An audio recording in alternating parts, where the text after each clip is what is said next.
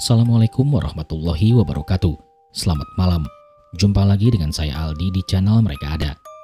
Dimanapun kalian berada, saya doakan semoga kalian dalam kondisi sehat dan selalu diberikan kemudahan dalam menjalankan segala aktivitas. Namun sebelum saya mulai bercerita, pastikan teman-teman support channel Mereka Ada dengan cara menekan tombol subscribe dan menyalakan lonceng notifikasinya, supaya teman-teman gak ketinggalan setiap video yang upload di channel ini. Jangan lupa juga follow Instagram dan TikTok Mereka Ada di @merekaada_channel.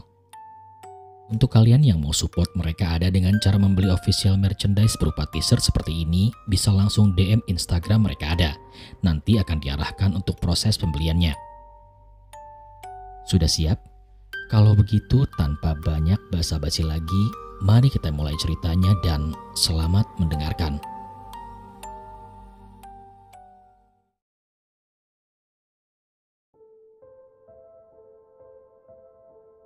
Jarum jam di dashboard truk tua milikku menunjukkan pukul 1 dini hari. Matahari sudah lama tenggelam, meninggalkan kegelapan yang menyelimuti jalanan. Hutan jati yang terkenal angker membentang di kedua sisi jalan. Biasanya aku selalu menghindari rute ini setelah senja. Namun malam ini aku terdesak waktu. Bos memintaku mengirimkan barang ke kota sebelah sebelum subuh, dan jalan pintas ini bisa menghemat waktu tempuh hingga 2 jam. Kini kabut tebal mulai turun, mengurangi jarak pandangku menjadi hanya beberapa meter saja. Udara malam terasa lembab dan dingin, menusuk hingga ke tulang. Bau anyir menyeruak dari hutan, membuat bulu kuduku tiba-tiba berdiri. Namun tiba-tiba saja mesin truk tuaku batuk-batuk dan akhirnya mati total. Sontak aku mengumpat, memukul setir dengan kesal. "Ah, sialan!" teriakku frustasi. Aku mencoba menghidupkan mesin lagi tapi tidak berhasil. Keheningan hutan semakin mencekam. Hanya suara jangkrik dan gemerisik dedaunan yang terdengar. Aku pun merogoh senter di laci dashboard lalu keluar dari truk. Kabut tebal membuat aku sulit melihat ke sekeliling. Aku berjalan menyusuri jalan dan berharap menemukan tanda-tanda kehidupan. Setelah berjalan sekitar 100 meter, aku pun melihat sebuah jalan setapak kecil yang menghilang ke dalam hutan. Sebuah pelang kayu lapuk bertuliskan Kampung Hutan berdiri di samping jalan setapak itu. Aku ragu-ragu sejenak, tapi rasa penasaran mengalahkan ketakutanku. Aku memutuskan untuk mengikuti jalanan setapak itu, berharap menemukan bantuan di kampung yang tersembunyi dalam hutan. Jalan setapak itu semakin sempit dan berliku-liku. Di kanan dan kiri pepohonan besar menjulang tinggi, menutupi langit malam. Cahaya senterku hanya mampu menembus beberapa meter ke depan. Kini suara-suara aneh mulai terdengar dari dalam hutan. Suara raungan binatang, gemerisik dedaunan, dan bisikan-bisikan samar yang membuat aku merinding. Setelah berjalan sekitar setengah jam, aku melihat cahaya lampu minyak yang berkedip-kedip di kejauhan. Aku pun mempercepat langkahku berharap menemukan rumah penduduk. Semakin dekat, kini aku melihat sebuah kampung kecil yang terdiri dari beberapa rumah panggung kayu. Suasana kampung itu sangatlah sunyi, tidak ada tanda-tanda kehidupan sama sekali. Aku memberanikan diri mendekati salah satu rumah. Pintu rumah itu terbuka sedikit. Aku pun mengintip ke dalam tapi tidak melihat siapapun. Aku memanggil-manggil tapi tidak ada jawaban. Aku mendorong pintu rumah itu lebih lebar, lalu masuk ke dalam rumah itu. Rumah itu sangatlah sederhana. Hanya sebuah dipan kayu, meja kecil, dan beberapa peralatan dapur yang terlihat di sana. Bau kemenyan yang menyengat menusuk hidung, dan di sudut ruangan aku melihat sesosok nenek tua duduk di kursi goyang. Nenek itu mengenakan kebaya hitam dan kain batik lusuh. Rambutnya panjang dan putih menutupi sebagian wajahnya. Nek, permisi," sapaku dengan sopan. Nenek itu tidak menjawab. Dia hanya menatapku dengan tatapan yang kosong. Aku pun mengulangi sapaanku, tapi nenek itu tetap diam. Kini aku mulai merasa tidak nyaman. Aku memutuskan untuk keluar dari rumah itu. Namun saat berbalik, nenek itu tiba-tiba berdiri. Dia berjalan perlahan ke arahku dan aku mundur selangkah, tapi nenek itu terus mendekat. Wajahnya yang keriput kini terlihat semakin jelas. Matanya yang cekung menatapku dengan tajam. Aku pun dapat merasakan hawa dingin yang kini menusuk tulang. "Tolong, Nek, saya tersesat. Truk saya mogok di tengah hutan," kataku dengan suara gemetar. Lagi-lagi nenek itu tidak menjawab. Dia hanya terus mendekat. Aku berbalik dan berlari keluar dari rumah itu. Aku terus berlari tanpa menoleh ke belakang. Aku pun tidak tahu harus kemana. Aku hanya ingin menjauh dari kampung itu secepat mungkin. Aku terus berlari hingga kakiku terasa lemas. Kemudian aku berhenti sejenak untuk mengatur nafas. Kini hutan di sekitarku terlihat semakin gelap dan sangat menyeramkan. Suara-suara aneh semakin jelas terdengar. Aku merasa seperti sedang diawasi oleh sesuatu. Kemudian aku melanjutkan perjalanan mengikuti jalan setapak yang semakin tidak jelas. Aku tidak tahu sudah berapa lama aku berjalan. Aku merasa seperti sedang berputar-putar di tempat yang sama. Kini kabut tebal semakin pekat, seolah-olah hendak menelanku hidup-hidup. Aku mendengar suara langkah kaki di belakangku. Saat aku menoleh tapi tidak melihat siapapun. Sontak aku mempercepat langkahku karena jantungku semakin berdebar kencang. Namun tiba-tiba aku tersandung akar pohon dan terjatuh. Senterku terlempar dan mati. Aku coba raba-raba tanah berusaha menemukan senter. Dan saat aku dapat meraihnya, tanganku menyentuh sesuatu yang dingin dan berlendir. Aku menarik tanganku dengan cepat. Jantungku nyaris copot. Ketika aku menyalakan senterku dan mengarahkannya ke bawah, aku melihat seekor ular besar berwarna hitam melingkar di sampingku. Ular itu mendesis. Matanya yang merah menyala menatapku dengan lapar. Aku bangkit dan mundur perlahan berusaha tidak membuat suara. Ular itu mengikutiku. Aku berlari sekuat tenaga tapi ular itu semakin mendekat. Aku berteriak meminta tolong tapi suaraku hilang di telan kabut. Aku merasa putus asa kala itu. Aku tidak tahu harus berbuat apa lagi. Tiba-tiba aku melihat sebuah rumah panggung kayu lagi di depanku. Aku berlari ke arah rumah itu dan menggedor pintunya dengan keras. Tolong, buka pintunya!" teriakku kala itu. Pintu terbuka dengan perlahan. Seorang wanita muda berdiri di ambang pintu dengan wajah yang pucat pasi. Matanya merah darah dan dia tersenyum sinis kepadaku. "Masuklah," katanya dengan suara serak. Aku ragu-ragu sejenak tapi ular itu kini semakin mendekat. Aku tidak punya pilihan lain selain masuk ke dalam rumah itu. Wanita itu kemudian menutup pintu di belakangku. Setelah aku masuk ke dalam, rumah itu gelap dan pengap. Bau anyir darah menusuk hidungku. Kemudian wanita itu berjalan ke arahku dan tersenyum semakin lebar. Aku mundur selangkah tapi wanita itu terus mendekat. Aku terpojok di dinding. Kemudian wanita itu mengulurkan tangannya dan menyentuh wajahku. Kulitnya terasa sangat kasar dan dingin. Sontak saja aku memejamkan mata pasrah dengan nasibku. Ketika aku membuka mata, aku masih berada di dalam rumah itu. Namun wanita itu tidak ada di sana.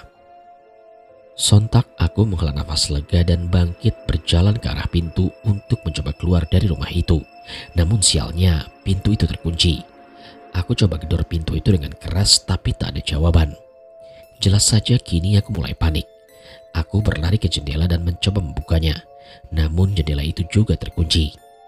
Aku menggedor-gedor jendela tapi tidak ada gunanya. Aku merasa seperti sedang terjebak di dalam mimpi buruk. Karena kelelahan, aku pun duduk di lantai. Kepalaku terasa berat. Aku merasa sangat lelah malam itu. Aku pun memejamkan mata, berharap bisa terbangun dari mimpi buruk ini. Saat aku membuka mata, aku melihat wanita itu berdiri di depanku. Dia tersenyum sinis kepadaku. "Selamat datang di rumahku," katanya kala itu. Aku pun bangkit dan mundur selangkah, namun wanita itu terus mendekat. Kini aku terpojok di dinding lagi. "Jangan takut," kata wanita itu. "Aku tidak akan menyakitimu." "Siapa kamu?" tanyaku kala itu. "Aku adalah penunggu kampung ini. Aku sudah lama menunggumu." "Kenapa harus menungguku?" tanyaku pada wanita itu. "Karena kamu adalah tumbal yang sempurna," jawab wanita itu lagi. Wanita itu mengulurkan tangannya dan menyentuh wajahku lagi. Aku memejamkan mata, pasrah dengan nasibku kala itu. Saat aku membuka mata kembali, aku berada di tengah hutan. Aku melihat trukku terparkir di pinggir jalan. Tanpa berpikir panjang, aku berlari ke arah trukku dan masuk ke dalam. Aku menghidupkan mesin lalu melaju secepat mungkin. Aku tidak menoleh ke belakang. Aku hanya ingin menjauh dari kampung itu secepat mungkin. Aku terus melaju hingga matahari terbit. Kemudian aku berhenti di sebuah warung makan untuk sarapan. Aku pun menceritakan pengalaman mengerikan yang aku alami kepada pemilik warung. Pemilik warung itu hanya tersenyum dan menggelengkan kepala. "Alah mas, kamu itu pasti bermimpi," kata pemilik warung. Aku tidak yakin apakah aku bermimpi atau tidak. Yang jelas aku tidak akan pernah melupakan pengalaman mengerikan itu. Aku bersumpah tidak akan pernah lagi mengambil jalan pintas melewati jalur hutan jati. Aku memarkir truk di pinggir jalan karena rasa lelah dan lapar mulai mendera. Ku ambil sebungkus roti dan botol air dari dalam truk, lalu duduk di pinggir jalan untuk makan. Pikiranku masih terus berputar, mencoba mencerna apa yang telah aku alami semalam. Saat sedang makan, seorang pria tua dengan topi jerami menghampiriku. Dia tersenyum ramah dan memperkenalkan dirinya sebagai Pak Slamet, penduduk desa terdekat.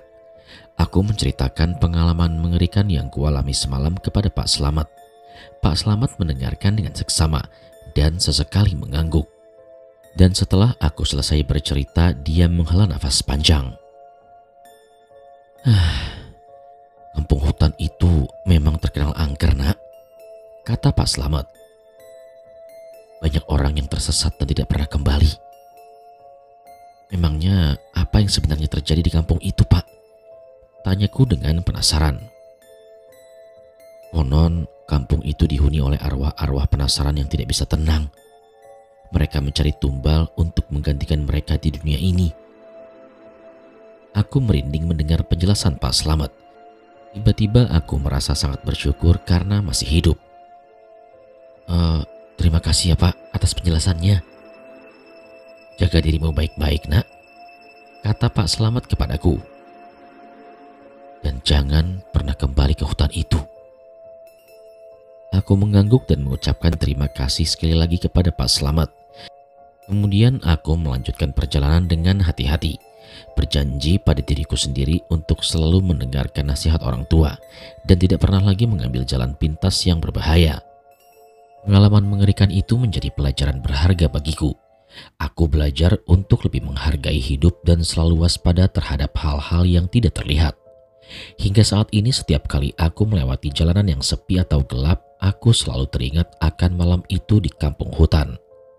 Aku berdoa semoga arwah-arwah penasaran di kampung hutan bisa menemukan kedamaian yang mereka cari, tanpa harus mencari tumbal lagi. Aku pun memarkirkan truk di pinggir jalan. Rasa lelah dan lapar kini mulai mendera.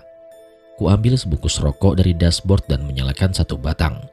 Asap mengepul berbaur dengan kabut pagi yang kini mulai menipis. Aku memijat pelipis berusaha untuk menenangkan diri. Namun bayangan nenek tua dan wanita bermata merah itu terus menghantuiku. Setelah menghabiskan rokok, aku memutuskan untuk melanjutkan perjalanan. Aku tidak bisa berlama-lama di sini karena barang-barang di truk harus segera sampai di tujuan. Aku menghidupkan mesin lalu melaju dengan kecepatan sedang. Aku berusaha mengabaikan perasaan tidak nyaman yang terus saja menghantui. Beberapa jam kemudian, aku pun tiba di kota sebelah. Aku mengantarkan barang ke alamat yang dituju lalu mencari tempat untuk beristirahat. Aku menyewa kamar di sebuah hotel murah lalu mandi dan tidur. Aku tidur nyenyak, seperti orang yang sudah lama tidak tidur. Keesokan harinya aku bangun dengan perasaan segar. Aku sarapan di warung makan dekat hotel lalu kembali ke truk. Aku memeriksa muatan memastikan semuanya aman. Dan setelah itu mulai perjalanan untuk pulang. Sengaja menghindari jalan pintas melewati hutan jati. Aku pun memilih rute yang lebih jauh tapi lebih aman. Karena aku tidak ingin mengalami kejadian mengerikan seperti tadi malam lagi. Saat melintasi jalan tol, aku melihat sebuah mobil patroli polisi berhenti di bahu jalan. Aku menepi dan bertanya kepada polisi apa yang terjadi. "Ada kecelakaan tadi malam. Sebuah truk menabrak pohon di hutan jati. Supirnya tewas di tempat." Aku terhenyak dan teringat kejadian tadi malam. Mungkinkah sopir truk yang tewas itu adalah aku? Mungkinkah aku sebenarnya sudah mati? Aku pun menggelengkan kepala berusaha mengusir pikiran-pikiran aneh itu. Aku kembali ke truk dan melanjutkan perjalanan. Aku tidak tahu apa yang sebenarnya terjadi tadi malam. Yang jelas aku bersyukur masih hidup. Singkat cerita, beberapa hari kemudian aku membaca berita di koran tentang kecelakaan truk di hutan jati. Sopir truk yang tewas itu bernama Wahyu. Dia berasal dari desa yang sama denganku. Aku tidak pernah bertemu dengannya, tapi aku merasa kasihan kepadanya. Aku berpikir tentang kejadian mengerikan yang aku alami. Tidak tahu apakah itu hanya mimpi atau kenyataan, tapi aku yakin ada sesuatu yang jahat di hutan jati. Sesuatu yang mengintai dari kegelapan, menunggu mangsanya. Beberapa minggu kemudian aku mendapat telepon dari polisi. Mereka menemukan trukku terbengkalai di hutan jati. Truk itu dalam kondisi rusak parah seperti habis menabrak pohon. Polisi mengatakan tidak ada tanda-tanda dari sopir truk itu. Aku terdiam, tidak bisa berkata-kata. Aku teringat percakapan dengan polisi di jalan tol beberapa hari yang lalu. Mungkinkah sopir yang tewas itu adalah aku? Mungkinkah aku sebenarnya sudah mati dan yang sekarang hidup hanyalah rohku yang terjebak di dunia ini? Aku kemudian menutup telepon karena pikiran yang kalut. Aku melihat bayanganku di cermin. Wajahku pucat pasi dan mataku cekung. Aku tidak lagi mengenali diriku sendiri. Aku berjalan ke jendela melihat ke arah luar. Langit terlihat mendung seolah-olah akan turun hujan. Aku merasa seperti sedang terjebak di dalam mimpi buruk yang tidak berujung. Aku tidak tahu harus berbuat apa lagi dan aku hanya bisa pasrah dengan nasibku. Berharap suatu hari nanti aku bisa menemukan jalan keluar dari mimpi buruk ini. Dan semoga bisa kembali ke dunia nyata, ke tempat di mana aku seharusnya berada. Aku terbangun dengan keringat dingin membasahi seluruh tubuh. Nafasku terengah-engah, jantungku berdebar dengan kencang. Aku melihat ke sekeliling mencoba meyakinkan diri bahwa aku berada di kamarku sendiri, di rumahku yang aman. Namun rasa takut dan cemas itu tidak hilang begitu saja. Aku masih bisa merasakan hawa dingin yang menusuk tulang, bau anyir darah yang membuat aku mual, dan suara-suara aneh yang berbisik-bisik di telingaku. Aku kemudian bangkit dari tempat tidur dan berjalan ke dapur. Aku membuat secangkir kopi panas berharap bisa menenangkan syarafku. Sambil menyeruput kopi, aku merenungkan mimpi yang baru saja kualami. Mungkinkah itu hanya mimpi buruk biasa? Atau mungkinkah itu sebuah peringatan? Aku pun teringat cerita-cerita mistis tentang hutan jati yang sering kudengar dari orang-orang tua di desaku. Konon hutan itu dihuni oleh makhluk-makhluk halus yang sangat jahat. Aku menggelengkan kepala berusaha mengusir pikiran-pikiran negatif itu. Aku harus tetap berpikir positif. Mungkin aku hanya terlalu lelah dan stres karena pekerjaan. Aku harus beristirahat dan menenangkan diri. Setelah menghabiskan kopi, aku pun kembali ke kamar tidur dan mencoba untuk tidur lagi. Namun tidak bisa. Bayangan-bayangan mengenikan dari mimpi itu terus menghantui. Aku kemudian memutuskan untuk bangun dan menonton televisi berharap bisa mengalihkan perhatianku. Namun acara televisi yang kutonton tidak membuat aku tertarik. Aku terus saja memikirkan mimpi-mimpi itu. Merasa ada sesuatu yang tidak beres. Merasa seperti sedang diawasi oleh sesuatu. Tiba-tiba aku mendengar suara ketukan di pintu. Aku bangkit dari sofa dan berjalan ke arah pintu. Aku mengintip dari lubang pintu tapi tidak melihat siapapun di sana. Aku membuka pintu secara perlahan tapi tidak ada orang di sana. Aku merasa semakin tidak nyaman. Kemudian menutup pintu dan menguncinya. Aku kembali ke sofa dan menyalakan televisi lagi. Tapi kali ini aku tidak bisa berkonsentrasi. Aku terus melihat ke arah pintu berharap tidak ada yang datang lagi. Namun beberapa saat kemudian aku kembali mendengar suara ketukan pintu. Kali ini suara ketukan itu lebih keras dan lebih mendesak. Aku bangkit dari sofa dan berjalan ke arah pintu. Mengintip dari lubang intip tapi tidak melihat siapapun di sana. Aku ragu-ragu sejenak lalu memutuskan untuk membuka pintu. Dan saat pintu dibuka, aku melihat seorang nenek tua berdiri di samping pintu. Nenek itu mengenakan kebaya hitam dan kain batik yang lusuh. Rambutnya panjang dan putih, menutupi sebagian wajahnya. Aku pun teringat mimpi yang kualami. Nenek tua itu adalah nenek yang kulihat di kampung gaib. Sontak aku mundur selangkah tapi nenek itu terus mendekat.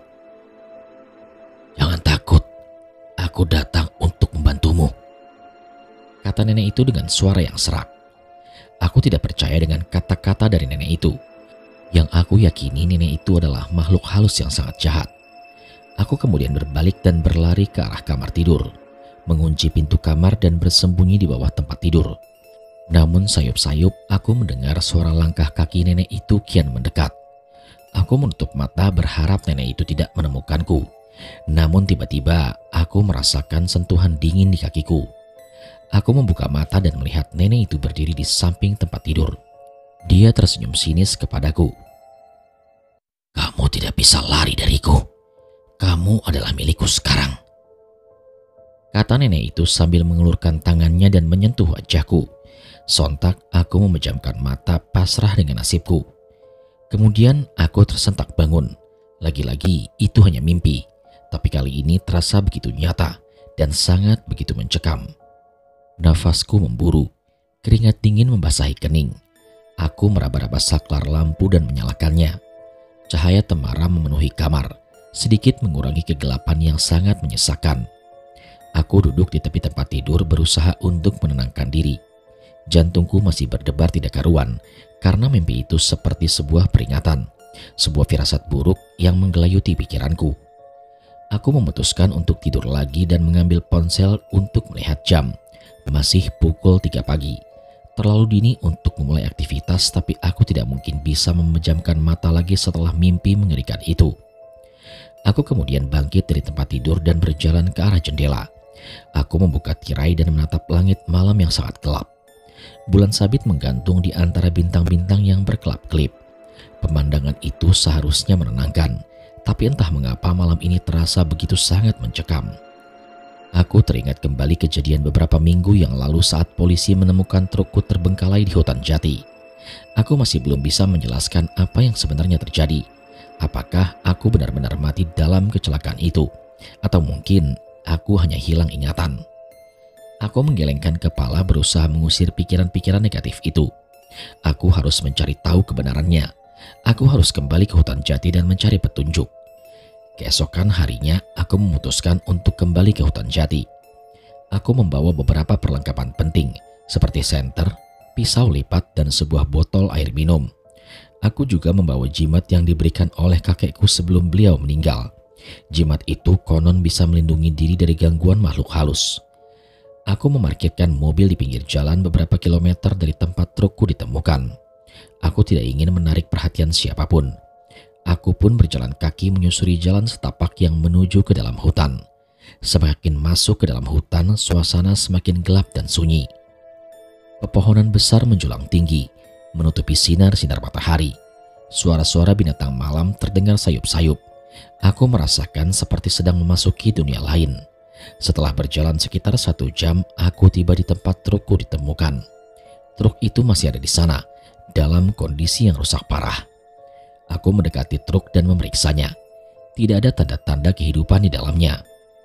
Aku coba lihat ke sekeliling mencari petunjuk. Mataku tertuju pada sebuah kain putih yang tersangkut di dahan pohon. Aku mengambil kain itu dan membukanya. Di dalamnya aku menemukan sebuah foto. Dan foto itu adalah fotoku. Tapi bukan fotoku yang sekarang. Itu adalah fotoku saat masih kecil bersama orang tuaku. Aku tidak ingat pernah memiliki foto kecil itu. Aku tertegun dan tidak tahu harus berbuat apa. Aku merasa seperti sedang berada di tengah-tengah teka-teki yang sangat rumit. Aku harus mencari tahu kebenarannya. Aku harus mencari tahu siapa aku sebenarnya. Kemudian aku memasukkan foto itu ke dalam saku jaketku, lalu melanjutkan perjalanan. Namun tidak tahu harus kemana. Yang aku yakin aku akan menemukan jawaban. Aku akan menemukan jati diriku sebenarnya. Hutan jati semakin gelap seiring matahari yang kini mulai terbenam. Suara serangga malam kini mulai bersahutan, menciptakan melodi yang sangat menyeramkan. Aku terus berjalan mengikuti instingku yang menuntunku semakin dalam ke jantung hutan. Dan tiba-tiba aku merasakan sesuatu yang aneh. Udara di sekitarku kini lebih terasa dingin dan bau anyir yang familiar kembali menusuk hidungku. Jantungku berdebar dengan kencang. Firasat buruk kembali muncul.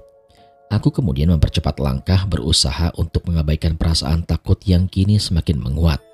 Namun langkahku terhenti saat melihat sebuah cahaya redup di kejauhan. Cahaya itu berasal dari sebuah gubuk kecil yang berdiri di tengah hutan. Aku mendekati gubuk itu dengan sangat hati-hati. Pintu gubuk itu terbuka sedikit, memperlihatkan bagian dalamnya yang remang-remang. Aku mengintip ke dalam dan melihat sosok nenek tua duduk di kursi goyang. Nenek itu sama persis dengan nenek yang kulihat dalam mimpiku. Aku tertegun tidak percaya dengan apa yang aku lihat. Apakah ini benar-benar nyata atau aku hanya berhalusinasi? Kemudian nenek itu menoleh ke arahku. Wajahnya yang keriput terlihat menyeramkan di bawah cahaya lampu minyak yang kini mulai meredup. Dia tersenyum sinis, memperlihatkan gigi-giginya yang menghitam. "Akhirnya kau datang juga," kata nenek itu dengan suara yang serak. Sontak aku mundur selangkah, tapi nenek itu sudah berdiri dan berjalan ke arahku. Aku berbalik dan berlari sekuat tenaga, tapi nenek itu mengejarku dengan kecepatan yang sangat luar biasa. Aku terus berlari dan tidak tahu harus kemana. Aku hanya ingin menjauh dari nenek itu. Aku terjatuh beberapa kali, tapi aku segera bangkit dan terus berlari. Namun tiba-tiba aku melihat sebuah jurang di depanku. Aku tidak punya waktu untuk berhenti. Aku melompat ke dalam jurang berharap bisa selamat. Aku jatuh ke dalam kegelapan. Aku merasakan tubuhku terbanting di tanah. Aku kesakitan, tapi aku tidak bisa bergerak. Aku merasa seperti sedang sekarat. Saat aku membuka mata, aku melihat nenek itu berdiri di depanku. Dia tersenyum sinis lalu menghilang. Aku menutup mata, pasrah dengan nasibku. Singkat cerita, aku pun terbangun di rumah sakit. Aku melihat istriku duduk di samping tempat tidurku. Dia menangis terseduh-seduh. "Kamu udah sadar?" katanya sambil memelukku. Aku bertanya apa yang terjadi. Kemudian istriku menceritakan bahwa aku ditemukan pingsan di hutan jati oleh seorang warga. Aku dibawa ke rumah sakit dan dirawat selama beberapa hari. Aku terdiam, tidak bisa berkata-kata. Aku tidak ingat apa yang terjadi setelah aku melompat ke dalam jurang. Aku hanya ingat mimpi buruk yang aku alami. Apakah aku benar-benar mati dan hidup kembali? Atau mungkinkah aku hanya bermimpi? Aku tidak tahu jawabannya. Yang jelas aku bersyukur masih hidup. Kemudian aku memeluk istriku dengan erat-erat dan aku berjanji tidak akan pernah lagi pergi ke hutan jati. Aku tidak ingin mengalami kejadian mengerikan seperti itu lagi. Beberapa tahun kemudian aku dan istriku pindah ke kota lain. Kami memulai hidup yang baru jauh dari bayang-bayang masa lalu. Aku tidak pernah lagi mendengar kabar tentang hutan jati itu, namun mimpi buruk itu masih sering menghantuiku. Aku tidak tahu apakah itu hanya mimpi atau kenyataan. Tapi yang jelas, aku tidak akan pernah melupakan pengalaman mengerikan itu. Aku akan selalu ingat bahwa ada sesuatu yang jahat di hutan jati. Sesuatu yang mengintai dari kegelapan untuk menunggu mangsanya.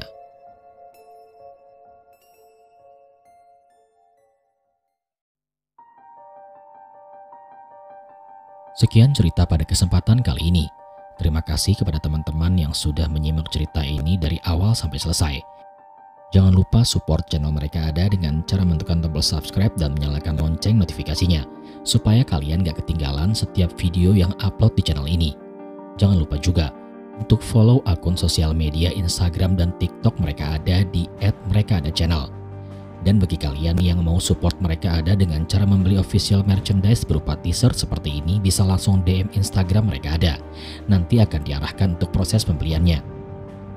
Kalau begitu sampai di sini dulu perjumpaan kita kali ini. Sampai bertemu pada episode selanjutnya. Saya Aldi pamit undur diri dari hadapan kalian. Wassalamualaikum warahmatullahi wabarakatuh.